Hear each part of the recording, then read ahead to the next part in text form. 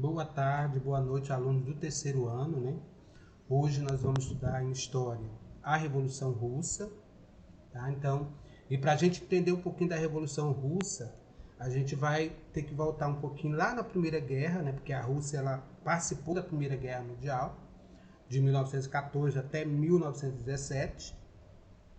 E a Rússia, ela fez parte, principalmente porque tinha um grupo da Entente e grupo, o grupo da Aliança da Entente, a Tríplice Aliança e a Entente. E ela fez parte da Tríplice Entente, tá bom? Então, ou seja, quando chega em 1917, a Rússia se vê obrigada a sair da Primeira Guerra Mundial, tá? Principalmente por causa dos problemas sociais, econômicos que a Rússia está vivendo. Então, ela se vê obrigada a sair por causa dessas misérias que estavam ocorrendo dentro da Rússia. Então, a partir daí vai iniciar o processo da revolução, das revoltas, da Revolução Russa. Então, para a gente entender um pouquinho sobre essa revolução, nós temos que entender um pouquinho, né? Retroceder um pouquinho aqui a nossa história, ver como que era formado esse Império Russo. Então, olha, no século XIX, tá, o Império Russo era o maior do mundo, com mais de 22 milhões de quilômetros quadrados. Ele abrangendo terra tanto da Europa como também da Ásia, porque era imenso o território do Império Russo. A sua população, principalmente, era formado em sua maioria por povos de outras nacionalidades, né?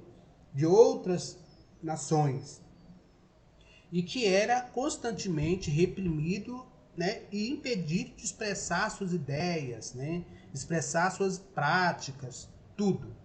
Agora, o governo estava na mão de quem? De uma monarquia absolutista, né?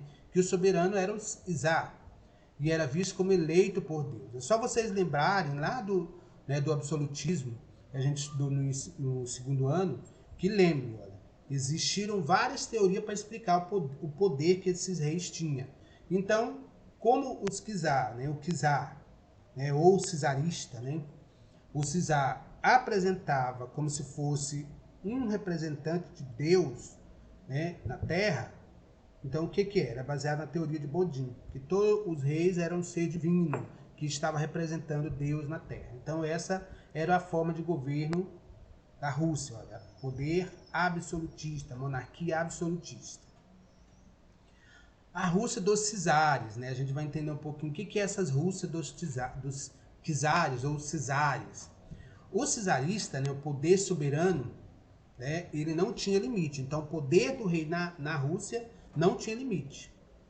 Né, o czar, né, o czar e a sua família, o clero ortodoxo e os nobres eram os elementos que tinham privilégios na sociedade russa.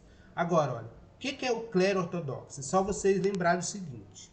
Nós temos a Igreja Católica Apostólica Romana, e o clero ortodoxo também é o católico, só que o católico ortodoxo, que foi surgir em 1050, no século XI, né, lá com as cruzadas, né?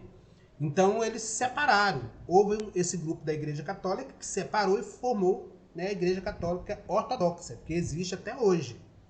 Então esse grupo é que tinha privilégio dentro da sociedade. A família dos czares, os nobres e o clero.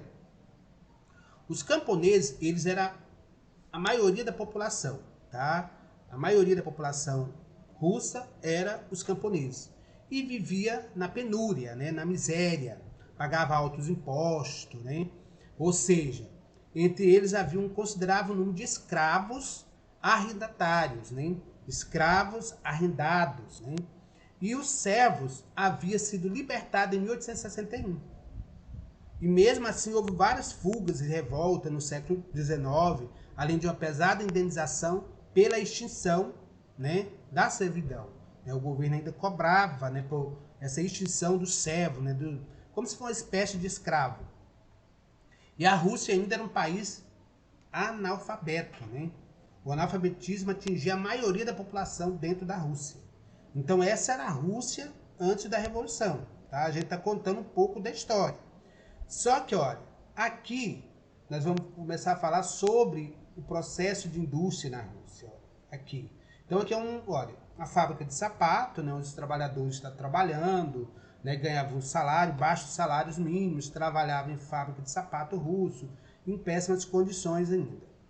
Aqui nós vamos falar sobre a modernização, né, e a indústria e o movimento operário dentro da Rússia. Olha, quando é que a Rússia de fato ela começa a modernizar, ela começa a industrializar? Ela começa a modernizar no governo dos czares, da dinastia Romanovs, né? E governou a Rússia por mais de 3 séculos. Porém, foi apenas com Alexandre II que o país começou a se modernizar com a indústria, exploração de petróleo, as ferrovias, entre elas a Transiberiana, que hoje é uma ferrovia mais importante dentro da Rússia, né? Mais importante, mais bonita, né? Que ela atravessa quase todo o país. Então é uma ferrovia, né? Para quem já foi lá, que a gente vê, reportagem é muito bonito. Então, quando construir essas ferrovias, então eles vão usar, né, os trens e vão deixando a navegação, porque antes era tudo feito através da navegação. E com a modernização russa, foi melhorando as coisas dentro da Rússia. E com o governo de Nicolau II, o capitalismo ele foi sendo inserido, né, impulsionado dentro da Rússia.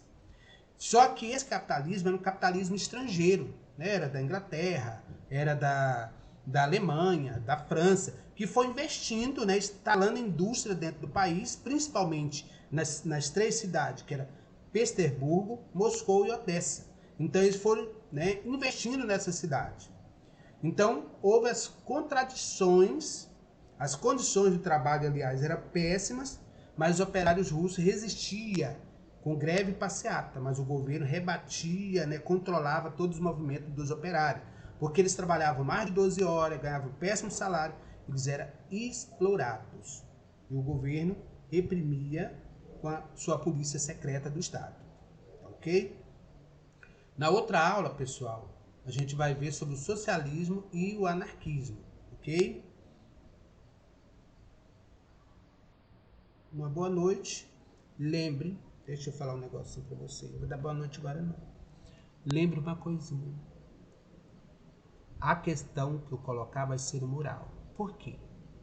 Porque eu vou ver se vocês assistiram o vídeo ou não. Porque eu vou passar uma questão baseado no que eu falei no vídeo. Que é uma forma de eu ver quem de fato assiste o vídeo. Quem de fato vai responder a atividade. Ok? Agora, boa noite, uma boa tarde.